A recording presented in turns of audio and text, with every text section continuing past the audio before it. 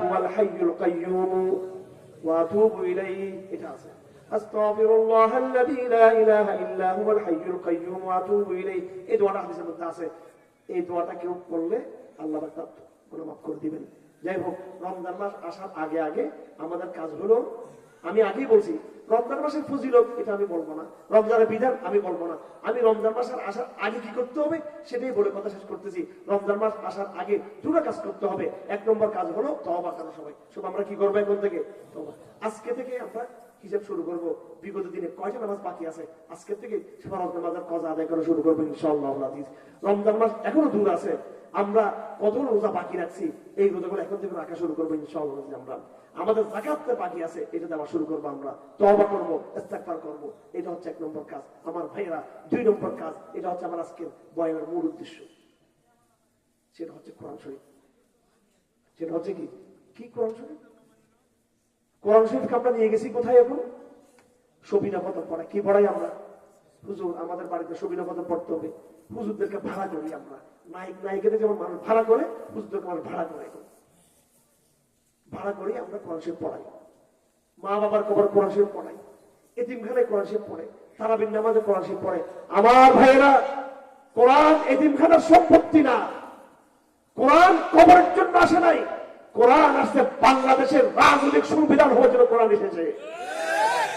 এই কথা বলার জন্য আমি এখানে এসেছি। বাকি সমস্ত কথা বলার জন্য বহুত হুজুর আছে।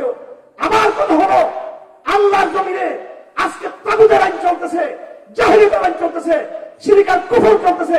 সে চাই ডক্টর ইউনূস হোক, আগে থেকে যারা আসবে তারা হোক, আগে ছিল হাসিনা হোক, সবাই কিন্তু কুফর আর জাহেলিয়াতের মধ্যে লিপ্ত আছে, তাগুত পন্থে লিপ্ত আছে, বিয়াদবের গাদ্দারি করতেছে আল্লাহর সাথে। আল্লাহর আইন কোথাও নাফেজ নাই, আল্লাহর আইন স্কুলে নাই, আল্লাহর আইন কলেজে নাই, আল্লাহর আইন বিশ্ববিদ্যালয়ে নাই, আল্লাহর আইন আল্লাহর আইন ব্যাংকে নাই, আল্লাহর আইন সংসদে নাই, আল্লাহর আইন সচিবালয়ে নাই, আল্লাহর আইন বঙ্গভবনে নাই, আল্লাহর আইন আমাদের আইন আদালতে নাই, জজ কোর্টে নাই, সুপ্রিম কোর্টে নাই, আল্লাহর আইন ম্যাজিস্ট্রেট কোর্টে নাই। আমাদের কোন সমাজে কোথাও আল্লাহর আইন আছে বর্তমানে?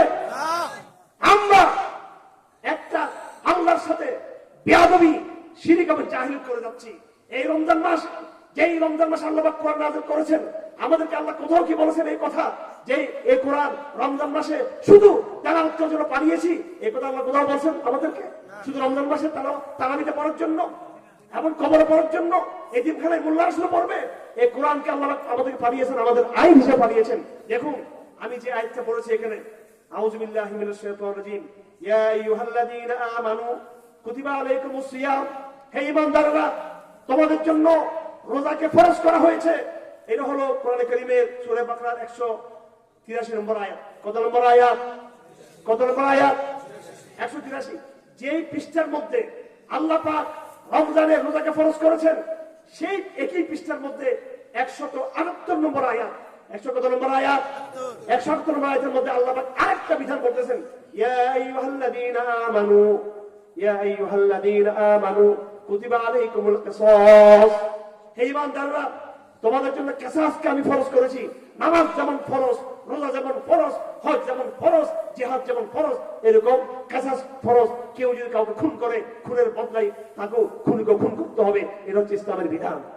বাংলাদেশে কিসাস আছে?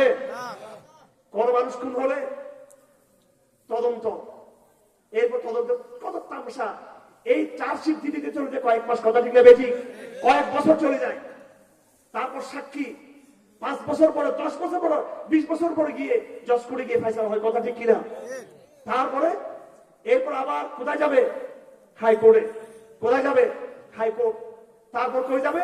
Supreme court. সুপ্রিম কোর্ট রায় দিয়ে দিল খুনির বিরুদ্ধে। তারপর কই যাবে? বলে আবার রিভিউ। আবার কি রিভিউ? রিভিউ শেষ। তারপর যাবে কার কাছে? প্রেসিডেন্টের কাছে। কার কাছে? প্রেসিডেন্টের কাছে। তামসা। এই বাংলার জমিনে কোন একটা খুনের বিচার আপনারা দেখাতে পারবেন আমাকে যে শর্ট টাইম, 1 সপ্তাহের মধ্যে, 1 মাসের মধ্যে, 2 মাসের মধ্যে, 3 মাসে, 1 বছরে কোন খুনের বিচার হয়ে কারো মৃত্যুদণ্ড কার্যকরী হয়েছে দেখাতে পারবেন কেউ? সেই ইসলামকে আমরা চাই না, কেউ চাই না। আমরা নির্বাচন পাগল হয়ে যায় কোনের জন্য। কেউ টুপি পরে, কেউ এটা পড়ি, ইসলামী দল বলি, ইসলামী দল বলি, এই দল বলি, সেই দল বলি। আমি আপনাদের সবাইকে বলে দিচ্ছি, আমরা এই দল সেই দল চাই নাকি আমরা আল্লাহর জমিনে আল্লাহর কোরআন চাই? আমরা যারা বুদ্ধিতে আসবে এদেরকে বলবেন সংসদে গিয়ে দায়িত্বহীন ভাবে তোমরা যদি কেসাসের কথা বলতে পারো তাহলে ভোট নিয়ে যাও, আর যখন তোমরা মুনাফিক তোমাদের করতে পারো জায়েজ নেই তোমাদেরকে। কথা পরিষ্কার। এখানে আমি জামাত হেফাজত করতে আসি নাই, জামাতের লোকরা এই কথা বলতেছে না, হেফাজত খেলাফতের লোকরা এই কথা স্পষ্ট বলছে না যে সংসদে গিয়ে কেসাস চালু হবে, সংসদে গিয়ে চোরের হাত কাটার বিধান চালু হবে, সংসদে গিয়ে যাকাতের বিধান চালু হবে, সংসদে গিয়ে নামাজ না পড়লে পেটরাঘাত হবে। মুসলমান মানে তোমাকে নামাজ পড়তে হবে।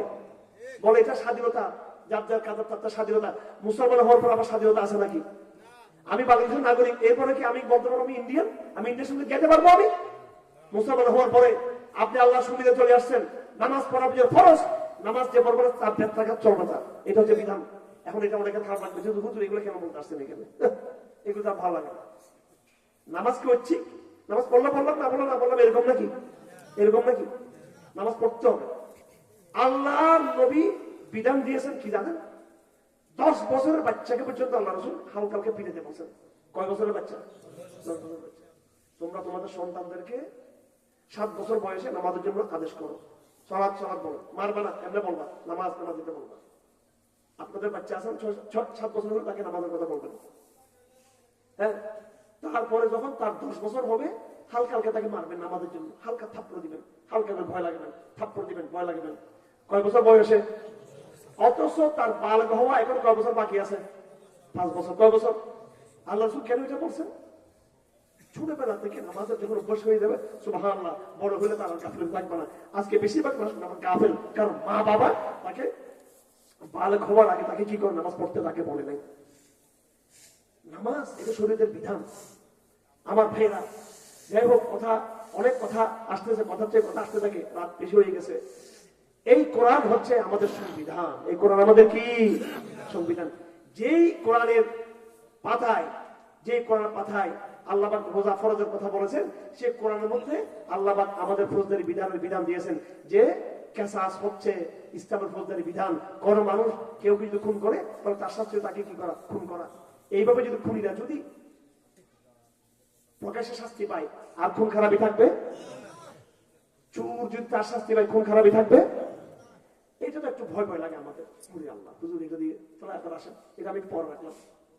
কেসাস এটা পরে আসেন। যাকাতের বিধান। যাকাত দেওয়া কি? যাকাত দেওয়া কি? ফরজ। যাকাত দেওয়া ফরজ। এটা বাংলাদেশে রাষ্ট্রীয় আইন করলে এটা কি লাভ? কি হুজুরদের লাভ নাকি দেশের লাভ বেশি? এখানে কার লাভ বেশি? এখানে যাকাত মানে কি? যাকাত মানে কি জানেন? যাকাত মানে হচ্ছে এখানে কোনো গরিবে থাকবে না। কি থাকবে না? কোন গরিবে থাকবে না, একটা গরিব থাকবে না এখানে। কিভাবে? যাকাত হলো ক্যাশ টাকা, স্বর্ণ, রূপা, ঠিক আছে? ব্যবসায়িক যত রকম সম্পত্তি, যত রকম ব্যবসা আছে আপনার, যার যে ব্যবসা আছে, প্রত্যেকের ব্যবসায়িক পণ্যের উপর 2.5% দিয়ে ফেলতে হবে টাকা। হ্যাঁ, শতে কয়বার? 2.5 টাকা। ঠিক আছে? রূপা, স্বর্ণ, হ্যাঁ, ব্যবসায়িক পণ্য হিসাব করে শতকরা কয়বার দিয়ে ফেলতে হবে? গরু, মহিষ, ছাগল, উট কয়টা হলে কয়টা দিয়ে ফেলতে হবে এরকম। জমিনের চাষ, ফলের বাগান, আমের বাগান, লিচুর বাগান, ক্ষেত, ধান, গম, ধানের জমি আছে 10 ভাগের 1 ভাগ। কয় ভাগের? অথবা 20 ভাগের 1 ভাগ। ধানের উপরে যাকাত, গমের উপরে যাকাত, আলুর উপরে যাকাত, টমেটোর উপরে যাকাত, পেঁয়াজের উপরে যাকাত, টাকার উপরে যাকাত, স্বর্ণের উপরে যাকাত, প্রত্যেকটা বস্তুর উপর যাকাত। যারা যে ব্যবসা করতে সেটার উপর যাকাত আসবে আপনার। এইভাবে জাকাত দিলে, জাকাত এটা ফরজ। জাকাত এটা কি? ফরজ। হযরত আবু বকর ক্ষমতা যখন আসছেন, আল্লাহ নবীর ইন্তেকালের পরে হঠাৎ করে কিছু লোক বললো, ও আবু বকর, আমরা আল্লাহকেও মানি, রসুলকেও মানি, কোরআনকেও মানি, সব মানি, নামাজ মানি, রোজা মানি, কিন্তু যাকাতটা আমরা দিতে পারবো না। কি পারবো না? হযরত আবু বকর বলেন, খবরদার, একটা সুদাও যদি যাকাতের যদি তোমরা না দিয়ে থাকো, তোমাদের কর্তার মিলে লড়াই হবে তোমাদের সাথে। আবু বকর লড়াই করেছেন, যাকাতকে নাফিজ করেছেন। হযরত আবু হুরায়রা অভাবে, গরিব, অভাবে, ক্ষুধায় পড়ে থাকতেন, মদিনার রাস্তাঘাটে পড়ে থাকতেন। উনি বলেন মানুষ মনে করতো আমি আবু হুরাইরা এই হয়তো মির্গি রোগ, আমার কি রোগ? মির্গি রোগ। মির্গি রোগের কারণে আমি মনে বেশি করতেছি, আমার কোনো মির্গি রোগ না, আমি পেটের ক্ষুধার জ্বালায় আমি পড়ে থাকতাম। আর সেই আমি আবু হুরাইরা এখন মদিনাতে আমি রেশনের রুমাল দিয়ে আমি নাক পরিষ্কার করি। আমি এখন আল্লাহ রাসূলের তাকালে পর কয়েক বছরের ভিতরেই পুরা আরব সমাজ সমৃদ্ধ হয়ে গেছে, ধনী হয়ে গেছে এরকম যাকাতের কারণে। কিন্তু এই তাগুত সরকারগুলো আমাদের দেশের যাকাতকে তারা আইন করবে না। তারা ওই পাশ্চাত্যের গো খাবে, ময়লা খাবে, পায়খানা খাবে। পায়খানার ভিতরে মজা, সুদ হচ্ছে পায়খানা, পায়খানা হচ্ছে খারাপ। কথাটি না বেঠিক? ব্লাড ব্যাংক পায়খানার ব্যাংক, গ্রামীণ ব্যাংক পায়খানার ব্যাংক, বিশ্ব ব্যাংক পায়খানার ব্যাংক। গুলো সুদ যেখানে রয়েছে, আল্লাহর সাথে যুদ্ধ সেখানে রয়েছে। সূরা বাকারাতে অনেকগুলো আয়াত সুদের বিরুদ্ধে। এইভাবে আল্লাহর এই কোরআন যদি আইন হয়ে যায় তাহলে যাকাত কি হবে? আইন হবে।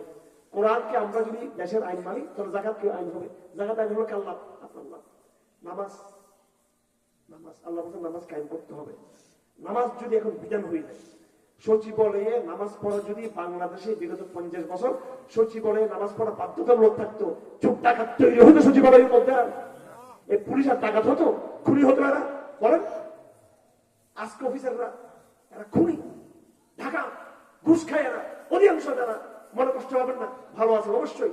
অনেক ভালো ভালো সচিবকে আমরা চিনি, অনেক ভালো ভালো পুলিশ অফিসারদেরকে আমরা চিনি, অনেক বিচারক যারা চিনি আমরা, এরা ভালো।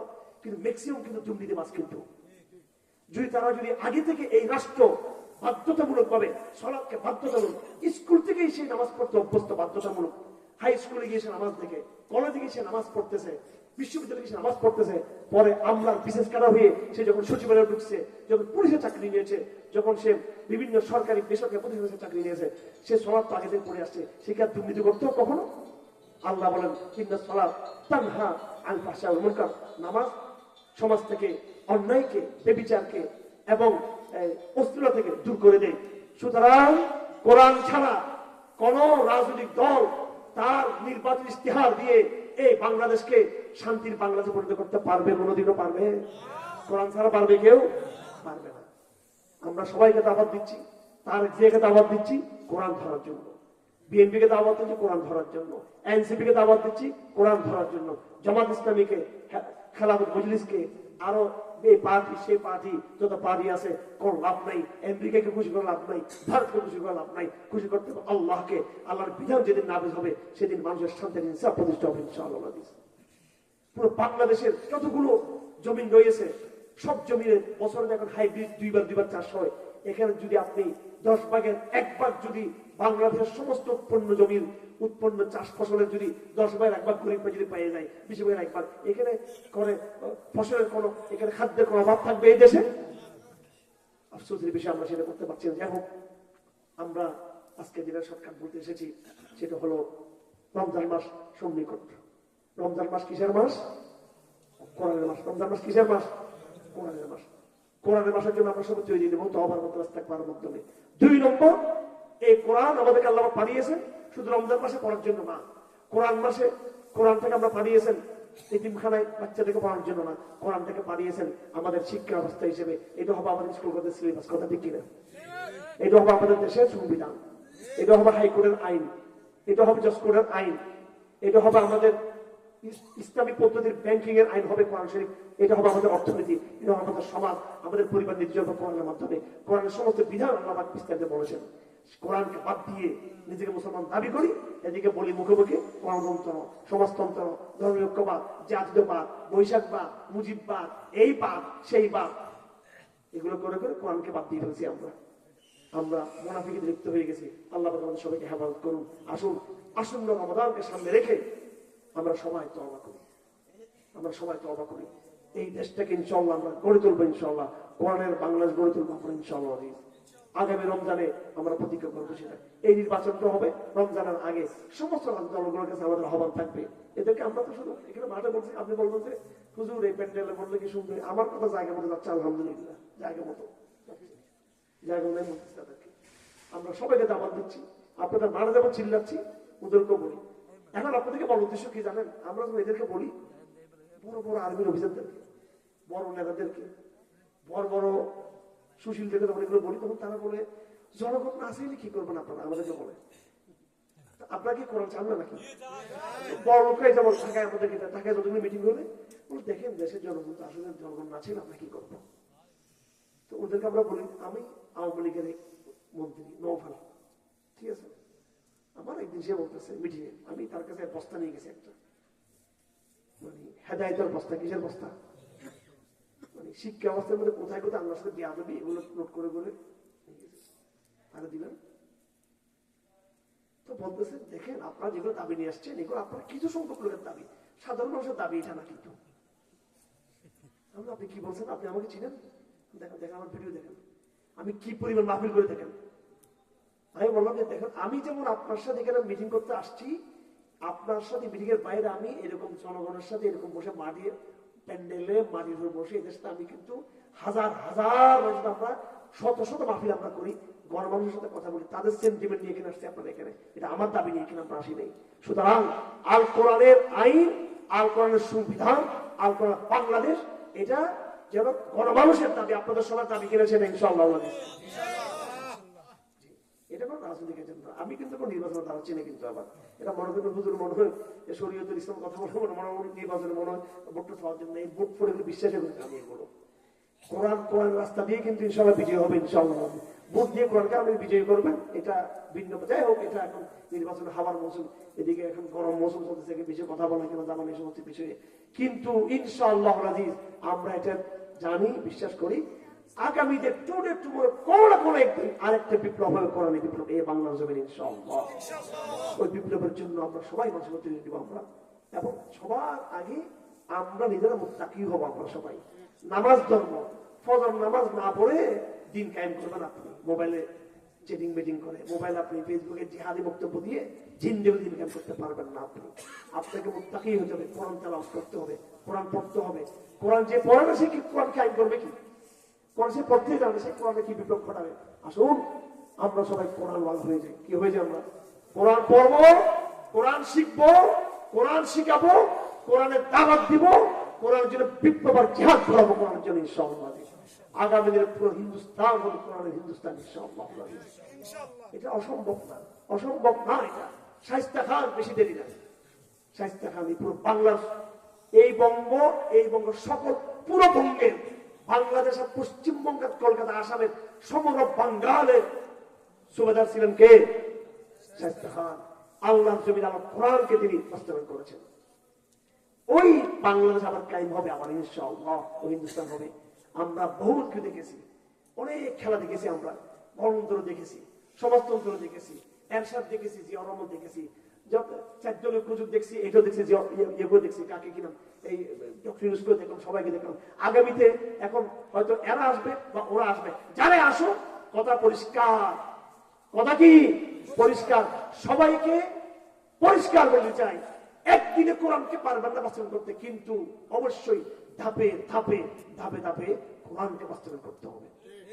আর আপনারা করেন বা না করেন, বিপ্লব কিন্তু তৈরি আছে। কিন্তু আরেকটা কিন্তু বিপ্লব কি আছে? কিন্তু আগামী দিনের বিপ্লব কিসের বিপ্লব হবে? ইনশাআল্লাহ কোরআনের বিপ্লব হবে ইনশাআল্লাহ। কোরআনের বিপ্লব হবে, সবার শান্তি, এখানে সবার শান্তি। মহিলাদের ভয় পাওয়ার কোনো কারণ নাই, মহিলাদের জন্য শান্তি, সবার জন্য শান্তি।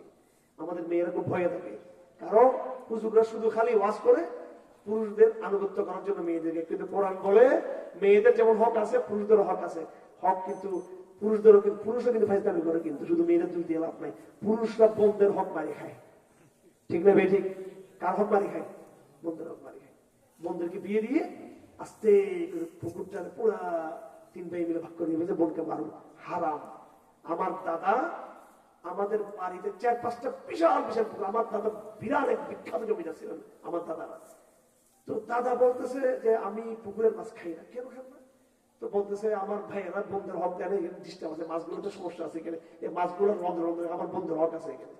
আলহামদুলিল্লাহ, এইরকম পবিত্র দাদার ওর জন্ম নিয়ে আমাদের রক্তের ফোড়ার মধ্যে হালাল আছে আমাদের, এই জন্য ভেজাল নাই, এই জন্য সত্য কথা বলতে পারে। অনেকে বলে যে আপনি কেমনে বলতে পারেন, আমিও জানি না কেমনে মুক্তি পাই এগুলো, তো দাদার রক্ত আছে সেজন্য এগুলো মুক্তি পাই এগুলো কথাগুলো।